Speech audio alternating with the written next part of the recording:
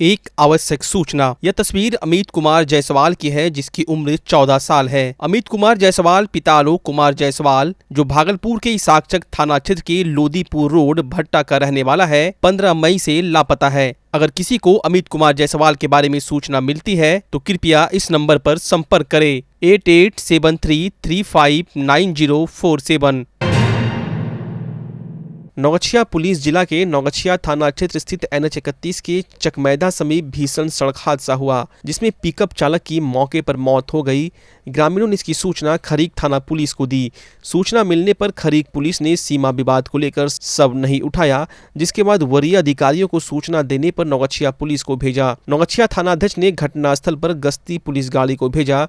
गश्ती पुलिस ने शव को कब्जे में लेकर पोस्टमार्टम के लिए नौगछिया अनुमंडल अस्पताल लाया, जहां पर मृतक की तलाशी लेने पर मृतक की पहचान पटना जिला के बिहटा गांव के राजेंद्र कुमार गुप्ता के रूप में हुई। नौगछिया पुलिस शव का पोस्टमार्टम कराकर शव को थाने में रखी और मृतक के परिजनों को सूचना दे दी गई।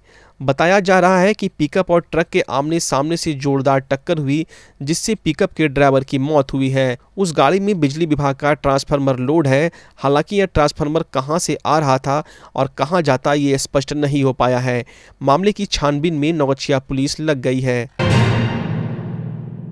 बिहार के बक्सर चौसा घाट के बाद अब भागलपुर में भी छत विछत शव मिलने लगे हैं, जिसके बाद प्रशासनिक महकमे में खलबली मच गई है। बरारी पिपली धाम और सीढ़ी घाट के किनारे 2 छत विछत लाशें मिली हैं। मौके पर बरारी थानाध्यक्ष अवनीश कुमार पहुंचकर शव की शिनाख्त करने की कोशिश की, लेकिन आसपास के कई लोगों से पूछताछ करने के बावजूद लाश की पहचान नहीं हो पाई, क्योंकि शव पूरी तरह से छत विछत थी। बरारी थानाध्यक्ष से बात किए जाने पर उनका कहना हुआ कि हो सकता है कोरोना रोग से ग्रसित मृतक मरीज के शव को गंगा नदी में फेंक दिया गया हो। पीएम मोदी ने देश भर के कई डीएम से कोरोना काल में ऑनलाइन बात कर जमीनी हकीकत जाना। सीएम नीतीश कुमार साहब भी जमीनी सच्चाई जानने के लिए अस्पताल और सामुदायिक किचन की व्यवस्था का ऑनलाइन दौरा कर रहे हैं। ग्रास रूट पर सीओ साहब भी फिजिकल दौरा कर रहे हैं, ताकि व्यवस्था में कोई कोताही ना रह जाए। अब आपको भागलपुर के सामुदायिक किचन का आंखों देखा हाल दिखाते हैं। भागलपुर के टीचर्स ट्रेनिंग कॉलेज में कोरोना काल में जरूरतमंद लोगों और कोविड मरीज के लिए WHO और बिहार सरकार का सामुदायिक रसोई घर चल रहा है। ठेकेदार को बजट भी अच्छा खासा मिला है। खाने की क्वालिटी भी ठीक ठाक दिखी, लेकिन खाना पकाने वालों में किसी ने मुंह पर मास्क और हेयर कैप नहीं लगा रखा। अलग बात है कि रिपोर्टिंग के दौरान मुंह को मास्क से ढकने लगे। जिला प्रशासन ने मॉनिटरिंग की जिम्मेवारी जगदीशपुर सीओ संजीव सिंह को दिया है। मौके पर वे भी मौजूद रहे, लेकिन जब उनसे पूछा गया कि सफाई रसोइया द्वारा मास्क और हेयर कैप नहीं पहना जा रहा, तो मामले को ठीक करने की बात कहने लगे।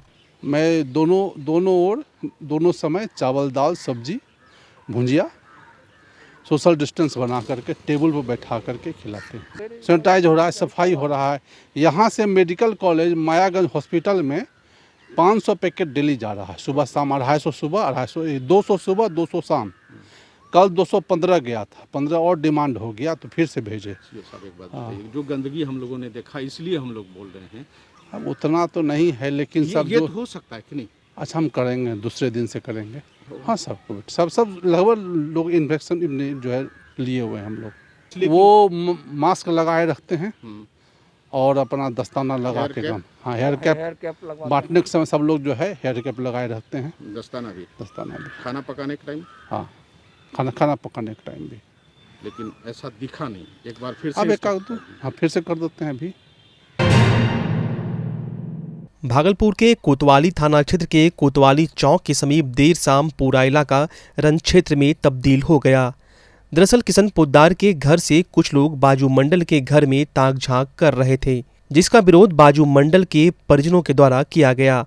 बाजू मंडल के पुत्र मुकेश और उनके परिजनों ने आरोप लगाया कि उसके बाद किशन पोद्दार का लड़का पंकज और रोहित अपने सहयोगियों के साथ उसके घर पर हमला कर दिया और पूरे परिजनों को घर में घुसकर बुरी तरह मारपीट की। घटना की जानकारी मिलते ही कोतवाली थाना पुलिस मौके पर पहुंची और कई लोगों को हिरासत में लेकर थाने ले गई और मामले की छानबीन में जुट गई।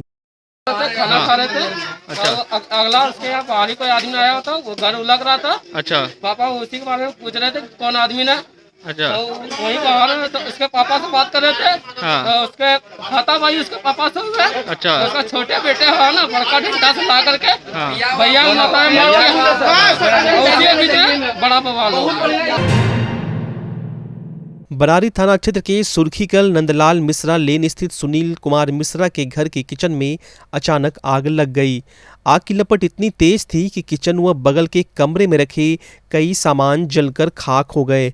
किचन से सटे कमरे में बैठे हेमंत ने फ्रिज के फटने की आवाज़ सुनी। शोर मचाने के बाद काफ़ी संख्या में आसपास के लोग उनके घर पहुंच गए और किचन से किसी तरह सिलेंडर निकाला और किचन में पानी फेंककर आग बुझाने लगे। सूचना मिलते ही 10 मिनट के अंदर फायर ब्रिगेड व बरारी थाना पुलिस पहुंची। फिर पूरी तरह से आग पर काबू पाया गया। हेमंत मिश्रा ने बताया कि आग लगने से फ्रीजर, गीजर समेत कई सामान जलकर खाक हो गए। आग की वजह से घर को काफी नुकसान हुआ, हालांकि कोई हताहत नहीं हुआ। पता नहीं, हम लोग टीवी देख रहे थे, अचानक आवाज़ किया, बाहर निकल के देखे तो पूरा आग लगा हुआ था। वॉशिंग मशीन चल रहा था, वॉशिंग मशीन में आग लगा, उसके फ्रिज में आग लगा। 2 वॉशिंग मशीन था, दोनों वॉशिंग मशीन जल गया, एक फ्रिज जल गया और पूरा वायरिंग जल गया, पूरा घर में आग लग गया, बच गया। सिलेंडर किचन में 2 सिलेंडर रखा हुआ था, बच गया सब पूरा। फायर ब्रिगेड भी समय पर आ गए, सब लोग आ गए, पूरे मोहल्ले के लोग, परिवार के लोग, सब लोग सब अच्छे से, मतलब कोई किसी भी तरह का जान माल से नुकसान नहीं हुआ। बाकी सब चीज़ ठीक। कैसे लगा? जैसे कुछ नहीं बता सकते हैं कि लगा जैसे कि वॉशिंग मशीन में ही कुछ ब्लास्ट वगैरह हुआ।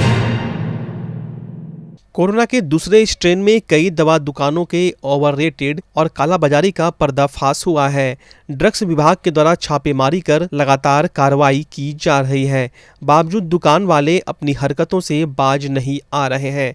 कुछ दिन पूर्व भागलपुर के दवा दुकान आत्माराम मेडिकल हॉल में ड्रग्स विभाग ने छापेमारी की थी, जिसके बाद वहां कई खामियां पाई गई। पल्स ऑक्सीमीटर को 3000 रुपये में बेचने का जो आरोप था वह भी सच साबित हुआ, जिसके बाद आत्माराम मेडिकल हॉल का लाइसेंस 10 दिनों के लिए सस्पेंड कर दिया गया। भागलपुर के मायागंज अस्पताल में बांका के अमरपुर के एक प्राइवेट नर्सिंग होम के द्वारा एक बच्ची को फेंके जाने का सनसनीखेज मामला सामने आया है। महिला को प्राइवेट नर्सिंग होम में भर्ती कराया गया था, जहां ऑपरेशन के द्वारा महिला ने एक बच्ची को जन्म दिया, जिसके बाद परिजनों को हालत खराब होने का हवाला देकर डॉक्टर और नर्स के द्वारा बिना परिजनों को बताए भागलपुर मायागंज अस्पताल में फेंक दिया गया, जहां नवजात बच्ची की मौत हो गई।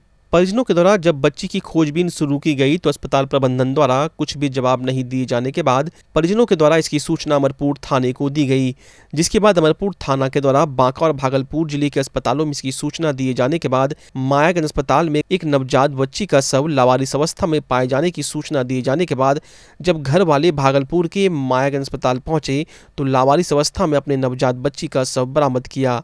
वहीं प्राइवेट नर्सिंग होम चलाने वाले डॉक्टर अपना नाम प्लेट हटाकर क्लिनिक बंद कर भाग गए हैं। चेतावनी यही होगी कि पक्का बिल पर दवा लाए और पक्का बिल पर बेचे। आत्माराम वाला सर मामला बता दीजिए क्या था? आत्माराम में सूचना मिला था हम लोगों को कि अधिक दाम पे दवा दिया जा रहा है। दवा उनके यहाँ है, फिर भी कह दिया जा रहा है कि दवा नहीं है। उसी के आधार पर हम लोग को सिविल सर्जन साहब के यहाँ से शिकायत मिला था, इसी के आधार पर हम लोग जाकर कार्रवाई किए। क्या कार्रवाई किए थे तो हम लोग निरीक्षण के दौरान गड़बड़ी मिली थी। उनके यहाँ भी क्रय विक्रय अभिलेख का संधारण नहीं किया जा रहा था, शेड्यूल H1 ड्रग का संधारण नहीं किया जा रहा था। कैश मेमो मांगे तो कैश मेमो भी अप टू डेट नहीं था। भागलपुर जिले के सुल्तानगंज गंगा घाट स्थित कांवरिया पथ पर सुबह नगर परिषद की गाड़ी दुर्घटनाग्रस्त हो गई, जिससे चालक समेत 2 कर्मी घायल हो गए। चालक अरविंद मलिक ने बताया कि नगर परिषद के द्वारा वार्ड संख्या 2 और 4 में सैनिटाइजेशन किया जा रहा था, तभी सड़क के बीचों बीच नमामि गंगे परियोजना के तहत कराए गए सड़क निर्माण का स्लैब टूट गया और गाड़ी गड्ढे में जा गिरा, जिसमें हाथ टूट गया। वहीं चालक को भी चोटें आई हैं। घटना के बाद ग्रामीणों ने नमामि गंगे के तहत कार्य करा रहे संवेदक और इंजीनियर के खिलाफ जमकर नारेबाजी की और कहा कि संवेदक द्वारा गुणवत्तापूर्ण कार्य नहीं किया गया है, जिस कारण इस तरह की घटना घटित हुई। इस सड़क पर रोज 2-4 लोग प्रतिदिन घायल हो रहे हैं।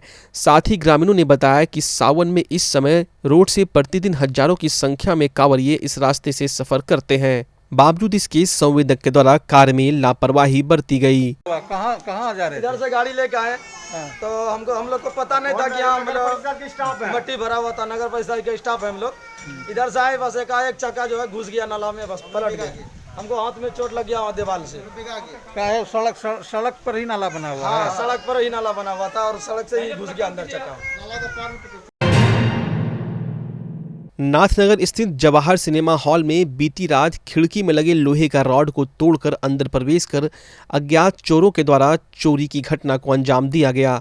जवाहर सिनेमा हॉल के प्रबंधक ललन सिंह ने कहा कि बीती रात करीब 7 बजे शाम में हम जब घर गए तब तक सब कुछ सही था। उसके बाद जब हम घर से करीब 10 बजे वापस हॉल आए तो देखा कि एक युवक दीवार फांदकर भाग रहा था। जब मैं उसके पीछे दौड़ा तो वो भाग गया।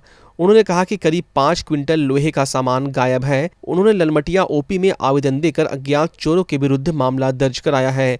वहीं मामले पर ललमटिया ओपी प्रभारी मिथिलेश कुमार ने कहा कि आवेदन मिला है, जांच की जा रही है। वहीं आसपास लगे सीसीटीवी को भी खंगाला जा रहा है।